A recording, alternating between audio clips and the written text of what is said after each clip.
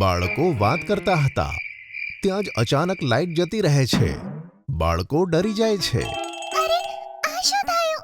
Light કેમ જતી રહી? ગટ્ટુ ગટ્ટુ તો અહીંયા છે ને? હું તને જોઈ નથી શકતી. ક્યાં છે તું? હું અહીંયા છું ચિંકી. તું ક્યાં છે?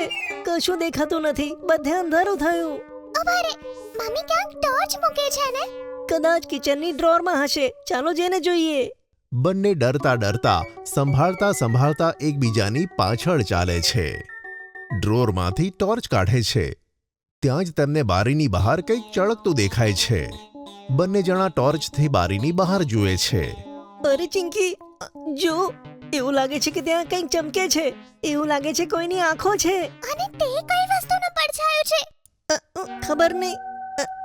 ચિંકી, ચિંકી બહુ બીક લાગે છે ચિંકી. બંને એકબીજાને પકડી લે છે. તેઓ ડરતા ડરતા સોફાની નીચે બેસે છે. ત્યાં જ છત પર ધબનો અવાજ આવે છે.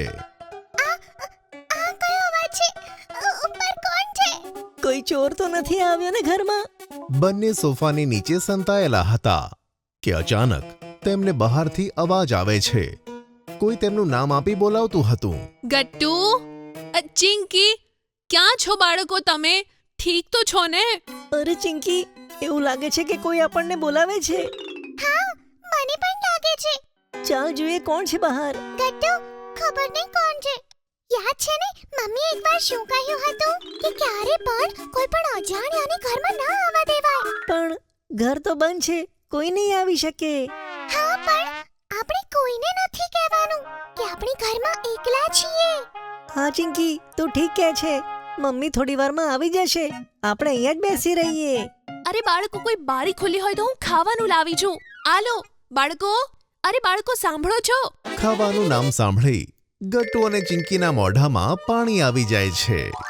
તેઓ એકબીજાને જુએ છે, પણ ફરીથી તેમને મમ્મીની વાત યાદ આવે છે. બંટીની મમ્મી પણ બોલાવતા બોલાવતા જતા રહે છે. તેમના જતા જ ચિંકી ઊભી થાય છે અને બહાર જુએ છે. આંટી જતા દેખાય છે. ત્યાં જ ઉપરથી એક બિલાડી કૂદે છે. આંટી જ આવ્યા છે ગટ્ટુ. તે ખાવાનું પણ લાવ્યા છે. અને જો, અત્યાર સુધી ક્યારની ધાબા ઉપર બિલાડી કૂદતી હતી. ઓહ, તો કંઈ ડરવાની વાત નથી. ના ગટ્ટુ, પેલો પડછાયો હજુ પણ દેખાય છે. ખબર નહીં કોણ ઊભું છે. તો ત્યાં કેમ ઊભી છે? કોઈ તને જોઈ લેશે. જલ્દીથી અહીંયા આવી જા. બંને સોફાની નીચે ટોર્ચના પ્રકાશમાં વાતો કરતા કરતા સૂઈ જાય છે. અને સવાર પડે છે. સવાર પડતા જ દરવાજો ખુલે છે.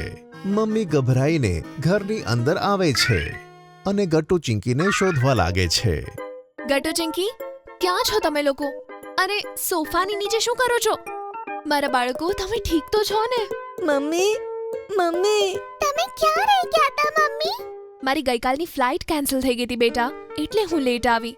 મેં બંટીના મમ્મીને ફોન કર્યો હતો તમને લોકોને જોવા માટે. મમ્મી, હવે અમને એકલા છોડીને ના જતી. હા મમ્મી, હવે અમને એકલા ના છોડતા. હા બેટા, હવે તમારા ભરોસે હું આ ઘર છોડીને ક્યારેય નહીં જઉં.